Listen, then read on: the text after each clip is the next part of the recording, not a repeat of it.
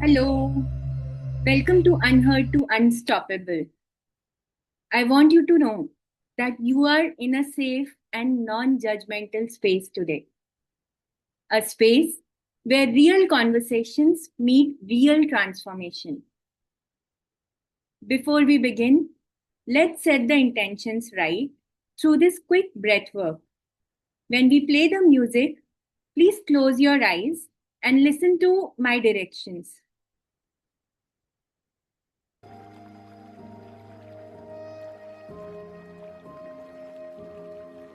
Close your eyes.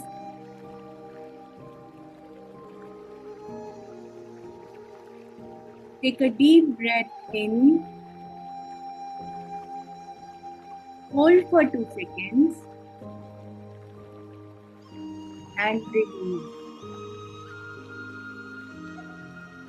Release all your worries. Release all your tension. Bring your attention back to yourself. Again, take a deep breath in. Hold for 2 seconds. And gentle breath out.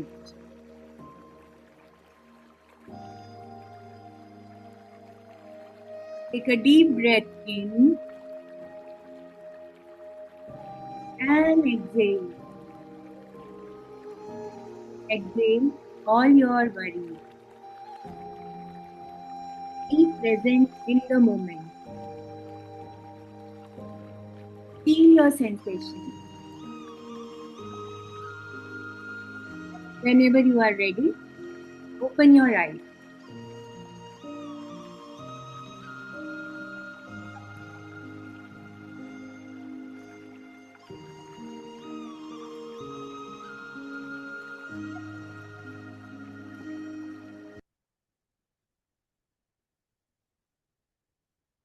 Thank you. Let's use chat to let me know if we are all back or give a thumbs up. Today's session is deeply special. We are not just talking about coaching as a profession, we are talking about the lived experiences that led each one of us here. This is a room of 6 women. Let me introduce you to each one of them. Starting with myself, I'm Sanjana, a self-mastery and emotions regulation coach. We also have with us Payal, who is a life coach and a happiness coach. Ritika helps women in corporate spaces. So if you are struggling with office politics, work pressure, she is the one who you can reach out to. We also have Shubhra. She is also a life coach and Akashic healing expert. Aarti is the coach for Gen Z. So if we have any Gen Zs in a room, she is your go-to person. We have our Insta handles shared on the Zoom chat, So feel free to reach out to each one of us if we resonate, and do follow us and share your thoughts about today's session and anything else which you want to feel like talking. We are all here to hold space for each one of you. Each of us has a different story, a different struggle, and a different lens, but one shared intention: to help people feel seen, heard, and empowered in their own lives. So today, we explore what coaching really means, how our pain shaped our purpose, and how we now hold space for others. Let's begin with something simple yet powerful. What does coaching truly mean to each one of us? Let me begin. For me, coaching is about helping someone move from autopilot to intentional living. Basically, it is awareness. It's not about fixing them, it's about helping people reconnect with their true, authentic self, which is already there within themselves, so that you start consciously designing your own life. What are your thoughts, Ritika? Thank you, Sanjana, for a beautiful introduction for each one of us. For me, coaching is holding space for someone. It's like being someone who listens without judgment. And that was something I deeply needed at a given point of time in my life. In corporate, generally, we focus on targets and deadlines. So I feel that people who are in corporate, they really want to be seen and heard. So holding space is what coaching means to me. Shubhra, what are your thoughts? Okay. For me, coaching is all about building awareness and finding your own voice.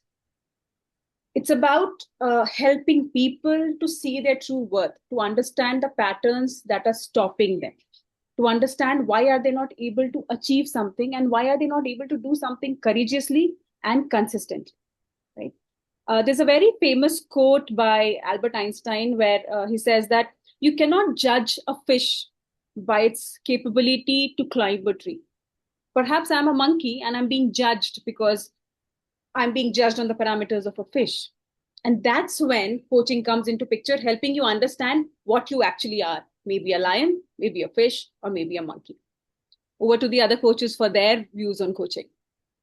Right, Shubhra, I'll take it from here. So, coaching for me is coming home to yourself. It's not about becoming someone new, it is where you meet the parts of yourself you have been avoiding without any fear or without any judgment, where self abandonment turns into self trust and you start listening to your voice once again. So, Aarti, what are your view on coaching? Thank you so much, Payal. That was really a wonderful essence of coaching from your perspective. I would just like to add on to this is coaching for me is about building emotional strength and clarity and understanding ourselves so much that we can move forward in life with confidence and courage. And I think, as Ritika and everybody said, that more than or beyond everything, it is about having someone to lean on, having someone to listen to your thoughts, and putting that belief in you that you can have it all. So, Wonderfully said, Aarti. Very, very beautifully said. But listening to all of you, this brings me to a very deeper question: is to understand why do we need a coach and when do we need a coach? Is it when you're feeling stuck, or is it when you have been judged so much that you've stopped hearing your own voice? Your inner voice is drowned and you're not able to hear it. Maybe when life throws a lot of lemons on you and you're able to make any lemonade out of it, that is the time when you need someone to give you that recipe. That is where a coach comes in. So let's delve deeper. And I would like to hear from you again. Has there been any time in your life where you felt that you were slowly losing yourself little by little? And if you look back at that time now, what are the signs that you didn't notice then? What did you feel? Please share. Sure. I think thank you so much for that wonderful question, Shubhra. And I think I would like to share a moment from my life where, so if I have to just go back when I was 17, if I have to tell that, I was a very simple girl, very sincere in studies and everything. And I thought that life would be very similar to me the way it is for all the girls, right? Like we get some education, we get married, and then the life goes on. So even I have the same thoughts, but I think life took a different turn for me when, there was a sudden tragedy happened and I lost my father. And then I was just standing and I didn't knew what to do. I didn't knew what step to take next. And, the only question in front of me was now, how do I earn money? How do I make my family financially stable? So I started taking up that responsibility and I think everything was going good. But in that phase of taking responsibility for everyone else, I think I lost myself. Gradually, I realized that I was very bitter. I was very angry. I used to just roam around frustrated. Even people used to tell me that, "आपको कभी भी देखो आप गुस्से में ही लगते हो." And I think I used to feel that as well because that happens because somewhere it feels that I'm not doing enough for myself, but I'm only doing it for others. And whereas it feels good also, but then at a certain level these were the signs, I would say, which I didn't notice. And if I see that now, I think if that signs I would have noticed, and if I would have thought that okay, these are some serious problem which is happening with me, I could have taken that step to come out of from that. Wow, Aarti, I should applaud you for what you went through. And you are strong and you've come out like such a beautiful and wonderful woman with all that confidence radiating from you. Thank you so much, Payal.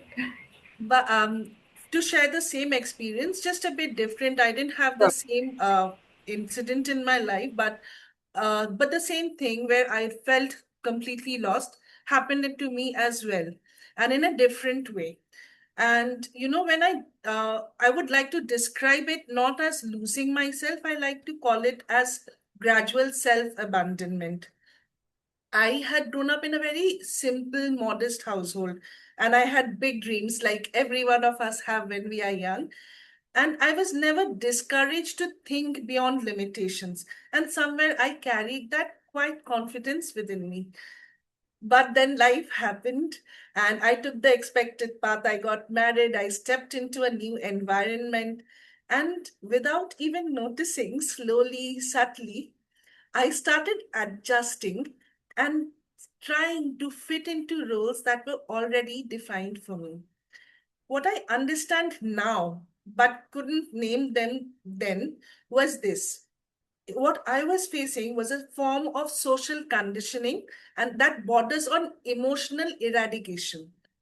This constant unspoken expectation that a woman must uphold, adjust, keep peace, prioritize others, no matter the cost to herself. It is a form of control, and it is garbed under the name of responsibility. So now, when I look back, I see that the signs were always there. Silence when I should have spoken up, when I should have been giving some expression, exhaustion when I kept dismissing, and that quiet, empty feeling I could not explain. I thought I was being a good woman, but in truth, I was slowly disappearing, confirming so deeply that one day I lost touch with who I really was. And the hardest part to admit is this: it never really feels like something is being taken away. And that is how it happens with so many of us. It is not loud, it is not dramatic, but in ways that are praised, accepted, and expected until one day you don't recognize yourself anymore. So, Ritika, there is a question that I have for you from what you was when you were speaking. There is this question I have for you. So, from what I hear from your story, if you could go back to the version of you who felt lost or disconnected, what is one truth you would tell her, something that she needed to hear earlier? First of all, thank you, Aarti and Pari, for sharing your experience. And I'm also able to resonate it because at one point in my life, I was feeling completely lost and overwhelmed. I was tired of being strong and being in corporate. Somehow I felt that it was something related to my work where I was getting angry very frequently and I was not understanding why that is happening. But many a times we feel that we are getting angry because of something that happened at our workplace, but we forget to realize that we are not holding space for ourselves. 13 years back, I lost my brother who was very close to me. I didn't had any friend of mine because he was the only go-to person. So when I lost him, my entire world was shattered. And somehow I did not allow myself to feel that grief. I was so busy being strong for my family that I did not ask myself what I actually needed. So during this course of journey in the coaching, I realized something very important, that if you keep being strong, people generally tend to assume that you are perfectly all right and they will not ask you if you need any help or not. And that has brought a big mind shift within me, that strength without self love is not sustainable. So it's very important that we are not suppressing our emotions, because the more we suppress and tend to be strong, the more that emotion tries to come out. And for me, it was coming out in the way of frustration and anger that I was not able to understand. So, Shubhra, I would also like to understand your thoughts about it. Uh, Maybe before going to Shubhra, I would just like to add a mindset shift here, Ritika, because I think there's something which I can relate to, and Yeah, I sure. Please go ahead, Aarti. yes. Because I think we went through a similar kind of pain. So I think this is what happens also with everybody, is that, and that is what happened with me as well, which is, I was into that victim energy, continuously asking that question, that why me? Why this is happening with me? And when I was seeing everybody enjoying their life and spending time with their parents, doing what they love, I was not able to do that, right? I was just fulfilling the responsibility. So I was continuously asking this, why me? What I have done wrong that this is happening with me? But I, after a certain point of time, I realized that this is not helping me anymore. This is frustrating me even more.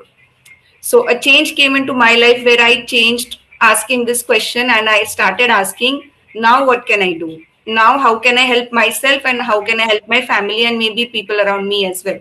So when we actually go from victim energy to victor energy, that's where we actually start creating things for ourselves. And that is when we actually start to feel more positive and more peaceful in our lives.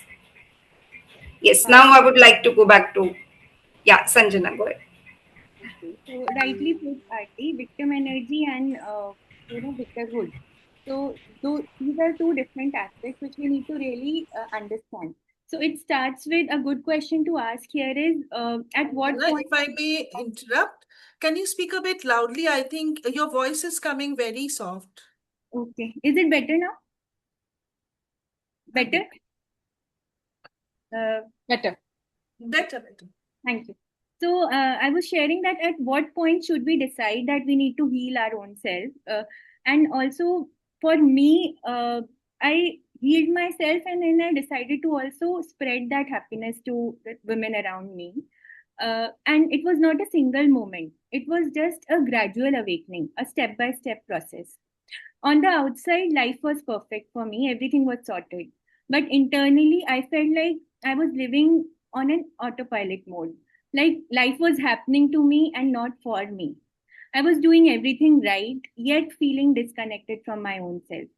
So my healing journey began from that space of questioning, which Aarti also shared. That is that all is, or can I do something about it? Or a better question can be, can I consciously design my life? As I started doing this inner work, becoming more aware of my patterns, my emotional responses, my conditioning, I realized something very powerful. The shift I was experiencing was not just personal, it was universal for so many women. And I hope the audience would also agree that we all go through that phase. So I could see the same silent struggles, self-doubt, people-pleasing, suppressing desires, or seeking external validation. I think we women are born with these qualities.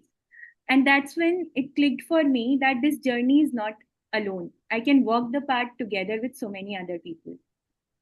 So coaching didn't come as a career choice for me, it came as a calling, a natural extension of my own transformation. Because once you experience what it means to move from autopilot to conscious living, you can't help but, you want to experience women that freedom too. When once we start living consciously, we attract abundance. It is a different zone altogether. You will have money, you will have better relationships, but it all starts from, your own self.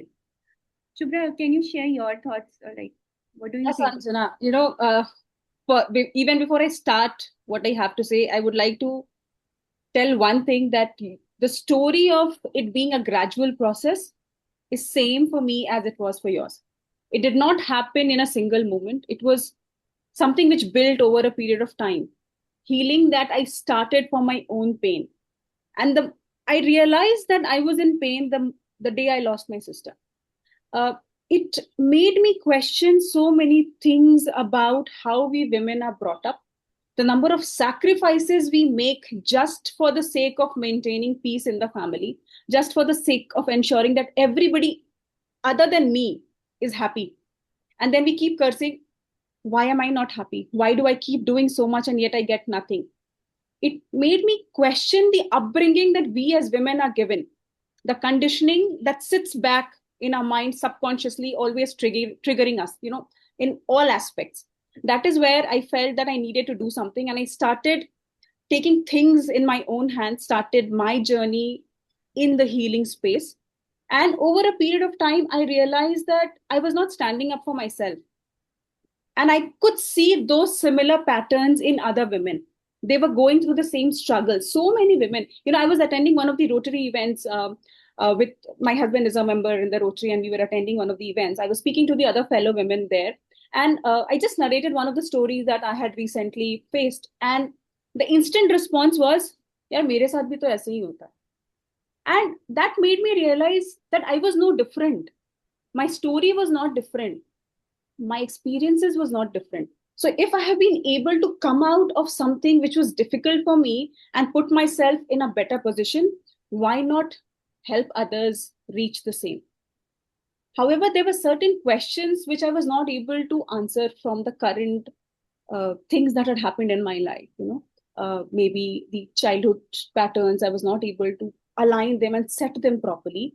It is at that time I turned towards Akashic, and it magically gave me answers to so many of the questions that I was looking for, especially my relationship questions that I was struggling to find even after going through multiple things, trying to work on myself. It helped me, and that is where my journey into coaching started. And it was a process. It happened over a period of time. And now I can truly say that even though it wasn't planned, it has become a calling, it has become a purpose. Right? So along the way, it just panned out. And today I'm here speaking to all of you. And, the question that I need to ask everybody here is that what are the problems which bring us to such a situation? What are the problems that we as women or we as people face? One of the most challenging things that I saw was underestimating oneself. There's a very beautiful research, and Ritika would agree to this. She would have seen this in the corporate space a lot, that whenever there's a opening in any organization, women apply if they match the JD, if their resume matches the JD 100%, whereas men apply at 60%. Why do you have to be so self-critical? Just go and try. You might get it. Maybe there is nobody better than you for that job. And you're just thinking because you don't have one certification, maybe. Why? Why to underestimate? Give it a try. The second thing is seeking validation from others. Very small examples. We cook at home, all of us, most of us. And then once we have served, we'll wait. Khana kaisa bana hai? Arey, kya fark padta hai? You taste your food and you determine what can you improve the next time. Right? So why are you looking for the validation from somebody else? You are your best judge. The third thing, we are taught to do it from the day we are born, overgiving. Small things, ये भाई को दे दो, तुम्हारे लिए अगली बार ले लेंगे, वो अगली बार शायद कभी आता भी नहीं. I'm not trying to say that one is better than the other. I'm just saying that these things come out naturally from other people, and we feel like I just give away every time. Why don't I get it when I need it? Why am I not able to take that stand for myself? Right. So, your thoughts, Ritika, on this? I completely agree with you, Shubhra, with each and every word that you have shared. In today's world, I think most of the women, they are trying to become more and more independent. They are working so hard, earning their own money, taking care of their family, and somehow they have started to take all the responsibilities on their shoulders. And I believe that in the world where we are grown up, we have seen women that they were not earning money at that given point of time. So even though when they were taking care of the entire family, they were told that they are not worthy enough. And somehow we have been conditioned that we should be financially independent and we have to prove ourselves that, we are worthy, we are self-capable, and somehow that has got wired in our mind that we have to do everything on us ourselves. But what I feel that in this process, somewhere we have forgotten to ask our partners to participate and share their responsibilities. Nowadays it has become so common. हर कोई complain करता है ना, तुम phone में ही घुसे रहो, तुम्हें तो कोई मतलब ही नहीं है, शादी क्यों किया है. And I think it's because even the guys, they are not prepared for it. They have also grown up in similar situation where their dads were just taking responsibility of, providing the things, and women were taking care of family, compromising whatever they wanted. But now, since we have started making our own money, we don't want something financial from our partners. So now we are expecting emotional things, which is not happening. So we women naturally are nurturing. So we need to be in that space of love, care, and connection. And I think it's very important that we need to bring that change in the society where we shouldn't be taking that pressure of doing everything on us alone by ourselves, but we can approach our partner, ask for help, share the loads, and that's where I think we can get back to our own energy. Sanjana, do you want to add up anything about it? Yes, of course. So while you were sharing all this, I realized that these are unconscious patterns which we have been repeating. So, one of the biggest patterns I see in women today, we have gone onto a default mode setting. So, not because we lack capability, but because there was nobody to teach us.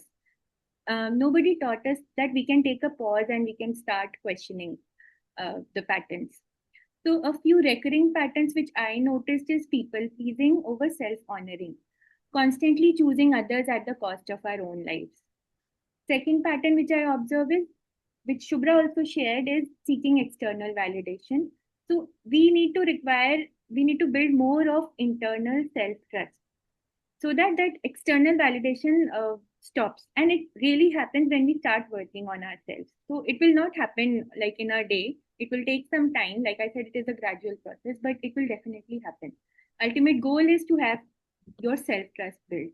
Then we are over-functioning and over-giving, believing that our worth comes from how much we do, but that is not true. Suppressing emotions and calling it strength. So what I realized is emotions are meant to be felt. We don't have to suppress it, but we call it strength. And also we wait for the right time, we wait for right approval, we wait for right circumstances. And underneath all of this, there is one core pattern, which is giving our power away unconsciously. Sometimes it is to the situation, sometimes it is to the people. But we have to have that power back. What's interesting is these patterns are not flaws.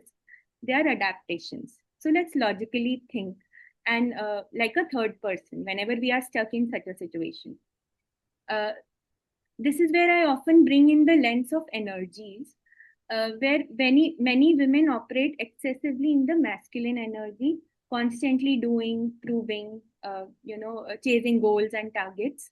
But while we deeply connect with our, when we deeply connect with our, feminine side of it, which is about, you also shared, Ritika, nurturing, caring, I also would like to add intuition. We women can smell things from miles away. uh, Also we can flow with whatever it is, like we can be in the moment and enjoy nature, enjoy, just be in the moment. Those are some of the feminine sides of it. So true transformation begins when a woman learns to balance both, not choosing one over the other, but integrating her masculine and feminine energy. So, Payal, as you work with women and you basically help them with balancing both the energies, can you share us or guide us that how we can bring that balance back in our everyday life? Thank you, Sanjana. And yes, I work with, I like to see how the feminine and the masculine energy can be brought into a balance. And I would like to speak about it and, have this information out that, feminine and masculine energy, it is not about gender. So when people talk about balancing your masculine and feminine energy, they are not actually talking about gender, but how you move through life. So think about it like this, in this way. Masculine energy is about doing. It is like the administrator, whereas feminine energy is about how it's the being. It's like the nurturer. One gives direction and the other gives depth. So in real life, if I speak of it, balance would look like this.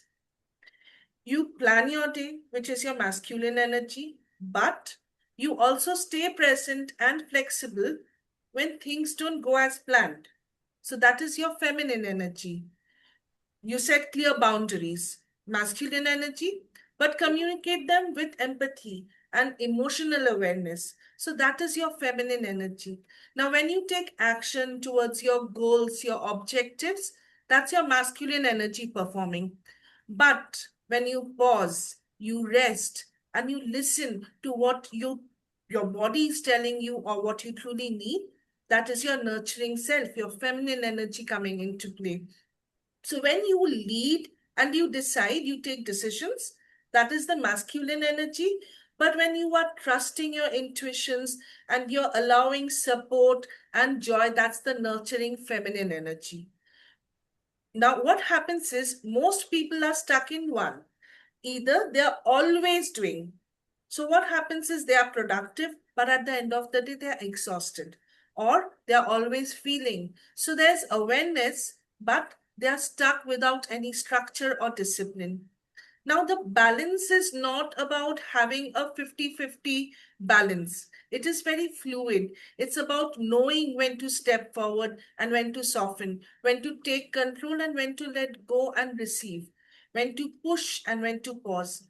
So it's like asking yourself before you take any action, do I need discipline today? Or do I need to have more compassion, show compassion today? So that awareness, that shift between doing and being is what real balance looks like. Now, while I was listening to all of you, there is one common thread that I found which binds all of us. And that was, pain wasn't the end of our story. It became all of our starting point. Somewhere or the other, that was our new beginning. So that brings me to this question after listening to all the stories.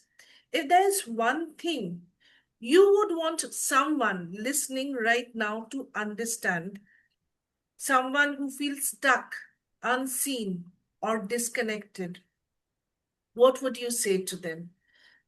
I would like to start by saying that you know what would help them is that when I feel when somebody comes and tells me that I am feeling stuck or unseen or disconnected, for me, it often means that they are in a fight or a flight mode. They are feeling overwhelmed, maybe shut down, or they're constantly overthinking. And in that space, it becomes very difficult to actually understand what is going inside your mind within at that moment, because the person coming to you is not looking for any kind of solution. They want to feel heard, they want to feel seen, they want to feel validated. So they should first acknowledge their feelings and know what they are experiencing is real and valid. I encourage writing down what the feeling is, because when your thoughts are all in your head, everything feels very chaotic. It feels very tangled. So putting thoughts on paper helps slow everything down and brings that clarity. It helps in stepping out of that chaos in your mind, reminding them that they don't have to solve everything or have all answers, also help them feel safe and supported. So this settles the mind and the overwhelm slowly reduces. From there, it becomes easier for them to understand what's really bothering them, to name it, or to take small steps forward. So, Sanjana, what do you say you would say to them?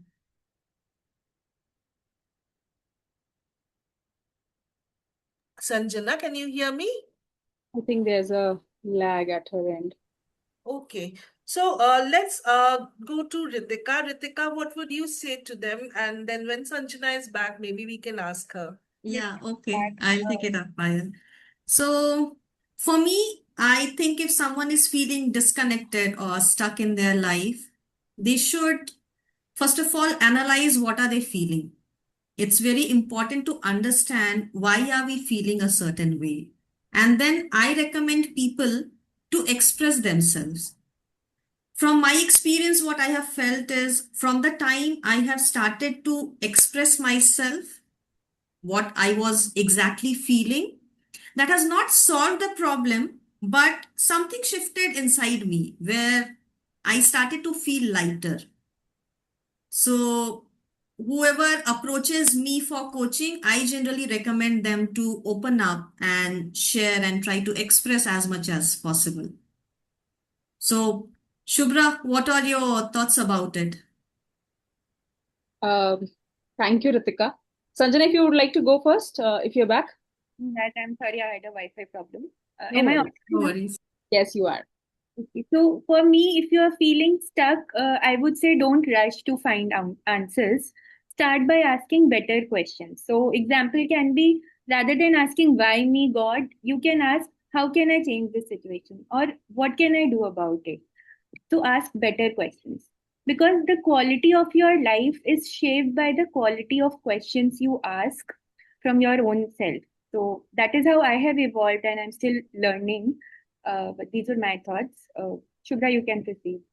Thank you, Sanjana. So for me, very, very similar to what you people said. I put it this way: listen to your thoughts.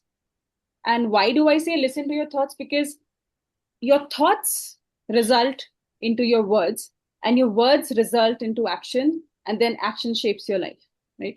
So when you are always thinking negative or thinking thoughts which are bringing you down, your output will be similar, because the input is negative.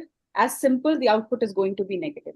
So learn to acknowledge your thought, and as Payal was rightly calling it out, if it's overwhelming for you that you're thinking it again and again, it's running in a loop, write it down, acknowledge it, but then accept it and move in the direction that brings some peace to you. Give it a new story. The actual event might remain the same, but you can always give that event a new story which gives you a positive and a calmer feeling. This will lead to a bit of improvement, an increase in self love, and eventually you will discover what you actually want. So listen to your thoughts. And Aarti, how would you put it?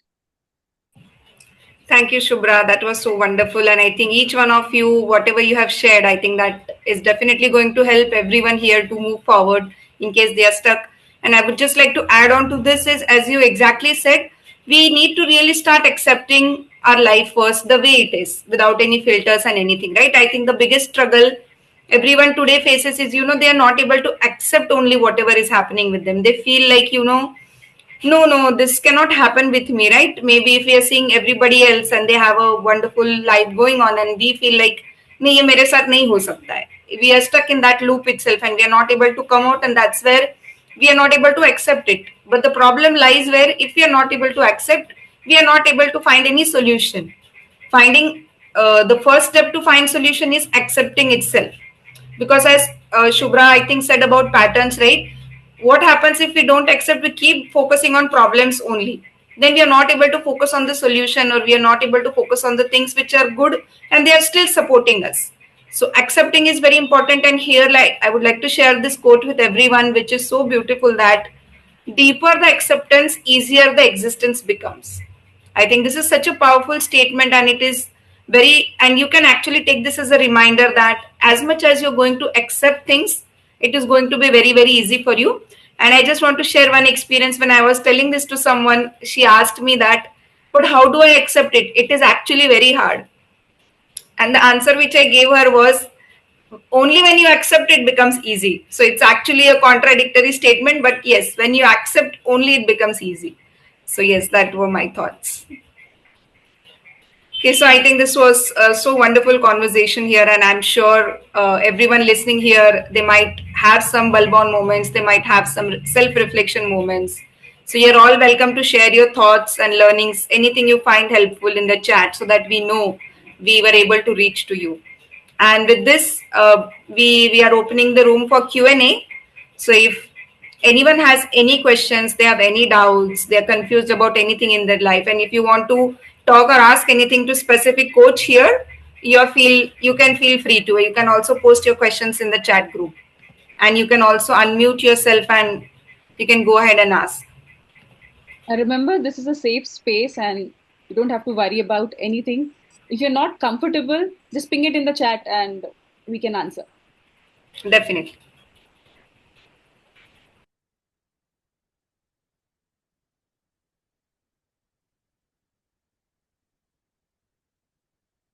If there are no questions, you can share your takeaways also in the chat. One thing which you would really, that really helped shift your perspectives towards life. Or even one thing which you heard and said, "Hi, ye mere saath hua hai." That is also fine. You don't have to be, tell the entire story. Just anything is fine. And even if you feel that your journey was also something similar, or you really had a hard time growing up, and I mean, if you just want to share that as well, you are most welcome.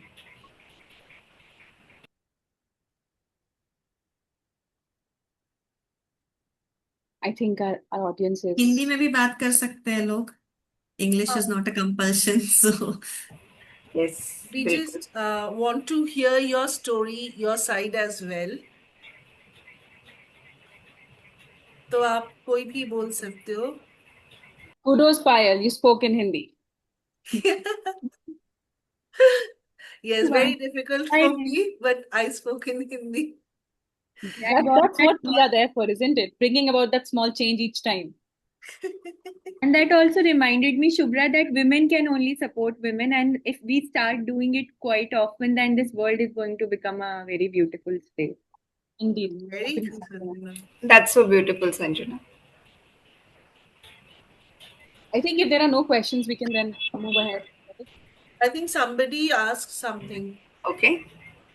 So I'll read out. I was afraid to speak up my mind in front of elders, always fearing that they will react violently. But when I spoke up, I found that nothing happened and they had no power to harm me in any way. Wow, wonderful. That's a great realization and a great truth. Wonderful. Wonderful, Avanti. Very nice.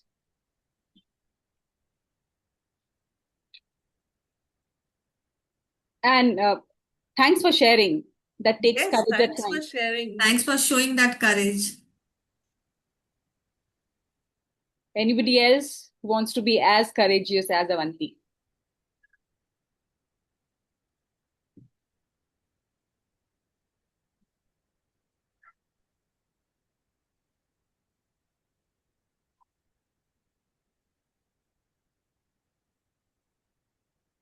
I think our audience understands what we have spoken. And if they have any questions, feel free. Payal, would you like to add something to conclude? Well, with Avanti's question, and it shows that, so much of us carry the same, so many of us, not so much, so many of us carry the same similar pain. In it maybe a bit different in corporate, but maybe a bit different in the people who have these domestic problems which they are facing. But the pain actually ties us all together and makes us stronger. So we are here all in a safe place. And I would like to say that this conversation, the whole sharing that we had, is a reminder that there is no one way to feel lost and there is no one way to heal. But there is one truth that connects all of us here. You don't have to do it alone. Whether it is through awareness, through support, healing, or voice, there is always a way forward. So I thank each and every one of you for bringing your truth, your vulnerability, and your work into this space. And to everyone listening, may this be your starting point. So remember, we all are in this journey together. You will find our Insta handles in the chat box. Please feel free to approach any of us with any of your concerns. We will be more than happy to help. And Thank before you. we, Yeah, go ahead, go ahead. somebody was saying something, please continue. No, I was just saying, yes, I've just shared the Instagram handles again in the chat box in case anyone has missed. So you can check out. Okay, great. And if you have any topics that you would want us to talk about so that it could be an inspiration for you and for the greater audience, do ping us, do share. Our WhatsApp group is there. It's completely active and you'll get your responses. You can share it on Insta by sending a DM or any platform that you feel comfortable. And we will ensure that we reach out to you with something on that. Yes, Shubhra, I'd like to also add that we decided, as all of us decided, we would take up that topic and make it the topic for our next podcast, which we will definitely have next month, right? Are we having it next month also? Yes, indeed. Why not? Definitely. Yes. So please put in your topics and we'll take it up, pick it up, and we'll have a discussion on that. And we'll also upload this recording in YouTube so that if you want to go through it once again, then you can reach out. Yes. I think with that, we come to a close of this wonderful, wonderful discussion that we had today. It was indeed a Yes. pleasure having all of you here and listening to each one of you. And thank you to the audience for coming in, listening, and gracing us with your presence. Hoping to see you soon in the next podcast. With that, bye. Thank you so much. Thank you so much Enjoy for your evening. Bye Thank you, bye. everybody, and thank you for have a joining have in. a Have great a good day. night. Yes. Thanks.